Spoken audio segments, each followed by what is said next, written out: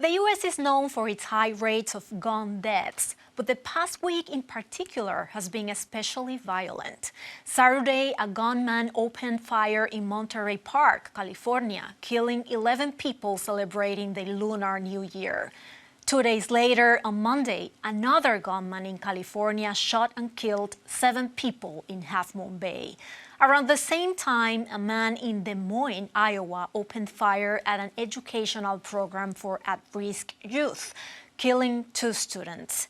And yesterday, a man shot and killed 3 people near a convenience store in Washington state. 4 mass shootings in 5 days. And those are just the ones that have gotten widespread media attention. Tens of thousands of Americans are killed by guns every year, and all of them leave behind friends, families, and communities that are forever changed by their loss.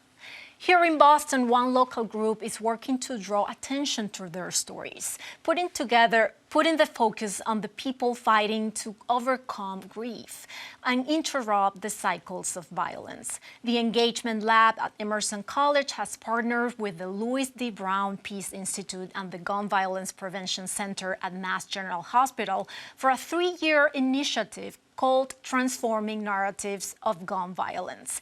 I'm joined now by the director of the Engagement Lab, Gordon and Janice Johnson, Healing Support Services Manager for the Louis D. Brown Peace Institute. Janice, thank you so much for being here with us. So why don't you tell us a little bit about this initiative? What is it about? Well, I can start. Transforming Narratives of Gun Violence, we started it about a year ago, actually. It's about centering voices of people who have often been excluded from stories of gun violence in our city, and doing so by creating context for collaboration between communities and Emerson College students and faculty. And ultimately, what we're trying to do is we're trying to create new stories. We're trying to elevate stories that are already being told, but that are not being listened to.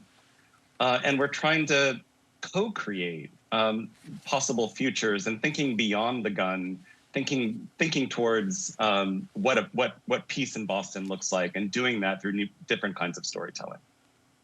So this initiative is called Transforming Narratives on Gun Violence. Janice, so why don't you tell us, what are some of the messages or narratives that you think are hurting some neighborhoods or communities in Boston? Yes, thank you. And just starting off by hearing gun violence, gun violence, gun violence. The gun. We want to promote cycles of peace, cycles of healing. Those are the narratives that we want to put out. Through our 7 principles of peace that we embody at the Peace Institute: love, unity, faith, hope, courage, justice, and forgiveness. And with those principles, we would like that narrative changed, because the more you hear about the gun and violence, those are the narratives that stay in our heart. Those are the narratives that stay in our brain. So we want our principles, the 7 principles, we want that narrative in our communities. So Boston, has one of the lowest gun death rates in the U.S., and it is often looked to as an example of gun control and prevention. But for those who live in neighborhoods, like Dorchester, Roxbury, Mattapan, there is a different story. Actually, there have been more than 700 shootings in Boston in the last 4 years, and 75% of them happened in these neighborhoods. So we would like to hear from mothers of, mothers who have lost their kids. You're not just dealing with the loss of your child, you're dealing with how people treat you.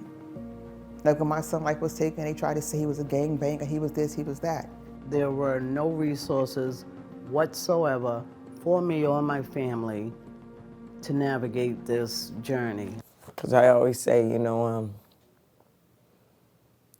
was my child. He wasn't no saint, but that was my child. So we're not just dealing with the loss of our kid, we're dealing with people judgment and saying things and just being negative and evil. And like, it's like we're the victims, but we're getting treated like we the perpetrators. And I knew my child's life mattered, you know, but I was still suffering in silence based on society, based on how I felt like he was still being re-victimized in death. The clip that you just showed is from the film Quiet Rooms that was created by a collaboration between students at Emerson College and mothers who have lost their sons to gun violence in this city, who sat in the class with our students for the entirety of the semester to create that film.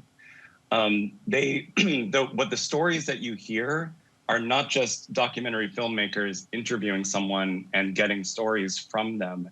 This is a collaboration in the sense that for the mothers that were participating in that class, this was about the story that they wanted to tell. And for the Emerson students, it was about being alongside those mothers so that they can tell that story. So the way that we work is by facilitating those connections, by bringing people together who may have very different life experiences so that they can co-create something by allowing skills and experiences to meet with other skills and experiences so we can get stories like what you saw in Quiet Rooms. And for example, we're doing another class this semester in collaboration with another organization called Boston Uncornered. And in this case, we're dealing with men who in most cases are or have been perpetrators of what we might call perpetrators, and bringing them into the classroom to tell stories of peace and to tell stories of healing. And so it really is about bringing people together. And Janice, Janice also partnered with a class last semester working alongside those students. And I'll leave that to Janice to talk about. Yes. And we worked on a project called Virtual Peace Play. So at the Peace Institute, we have a healing technique called Peace Play in urban setting. And this technique brings families, individuals, and communities together. And we invite them to reflect on their struggles and strengths by placing miniatures in a tray of sand. And they create scenes that they would like to speak about and talk about through words that they may not have language for because of their trauma in their lives. You talked a little bit about the perpetrator or the survivor working together. And I really wouldn't say that survivors and perpetrators work together. We build relationships through families. At the Peace Institute, we also have a program through reentry. So we connect survivors through reentry because we are on both sides. Our survivors are on both sides. We may have someone who's incarcerated, and we may have someone who have been murdered.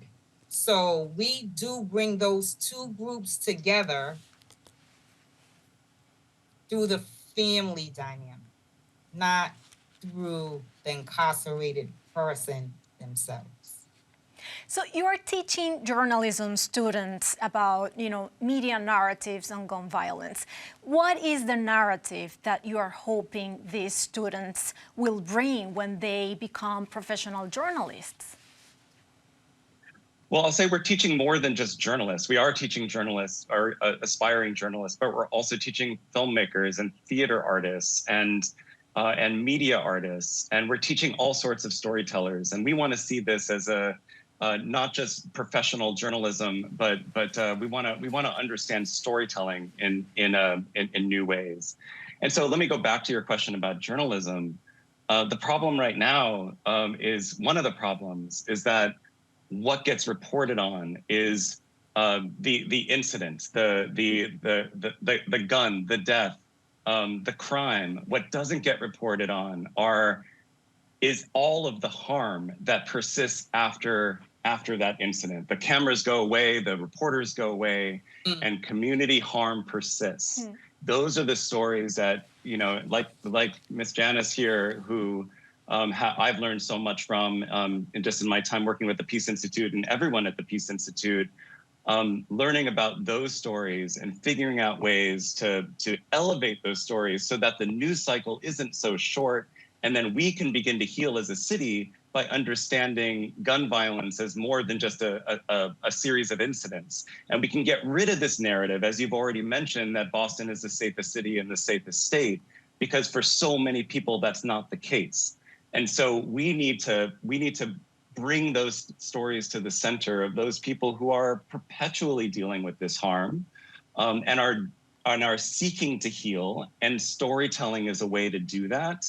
And the Emerson and the facilities and the skill set that we bring to the table is, as I see it, as a strategic partnership with so many people in the city to make that change happen. Yeah, absolutely. And hearing the narrative is about healing, and the conversations, just hearing, about the violence and what's going on in other cities and what is going on in Boston.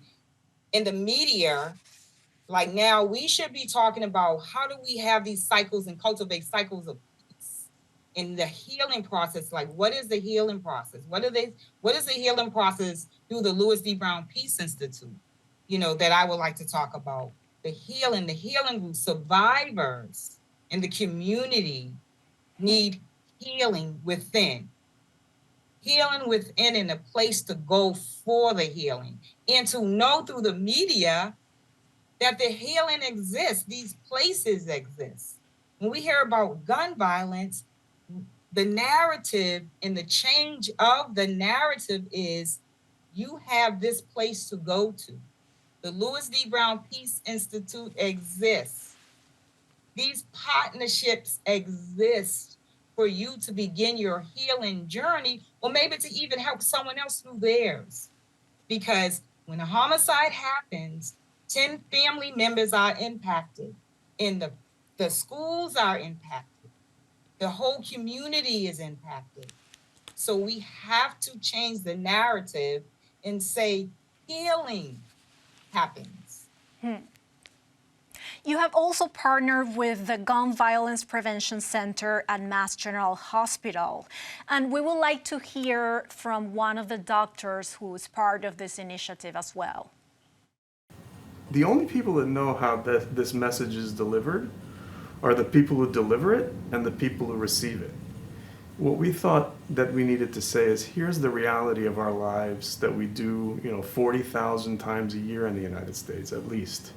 It's a horrible place to be, to give the news after you've worked on a child for half an hour that doesn't survive a gunshot.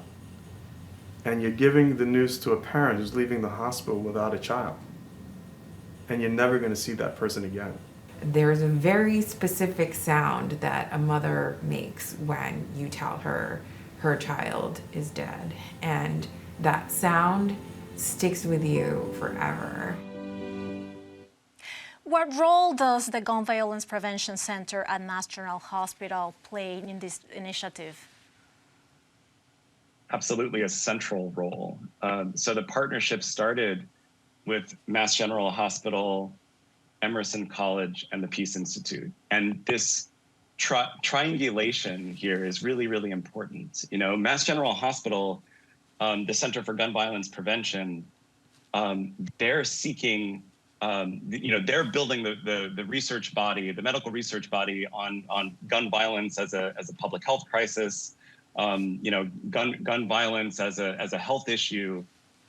They wanted to work with us because they understand that the way that we tell stories impacts health.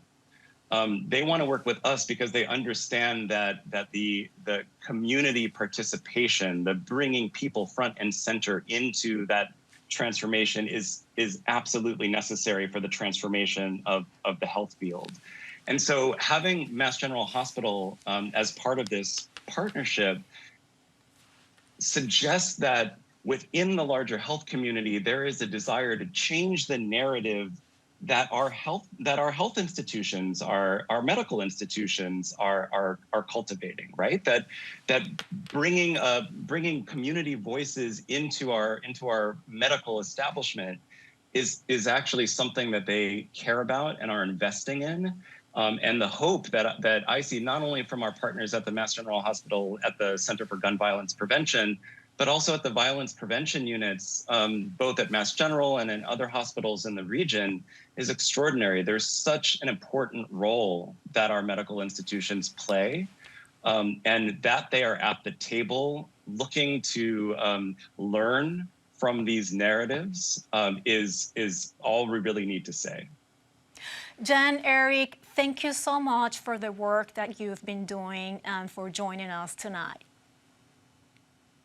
Thank you so much for having us. Thank you for having us.